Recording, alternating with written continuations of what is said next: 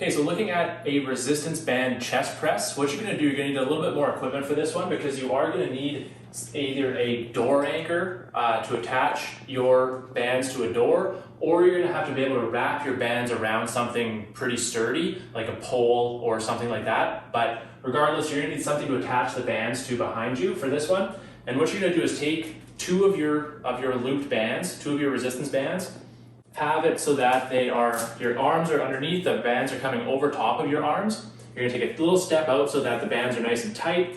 And all you're gonna do is keep your chest up and give a nice big push, just like a dumbbell bench press or a cable bench press or whatever else you would be doing a press with. Pushing through the chest, right, nice and smooth, keeping your chest up, kind of squeezing your pecs, squeezing your chest as you press out, and under control the whole way. So keeping your chest up, making sure you're not leaning forward, and just nice, smooth presses as you are doing that, squeezing the chest on each rep. So that would be a resistance band chest press.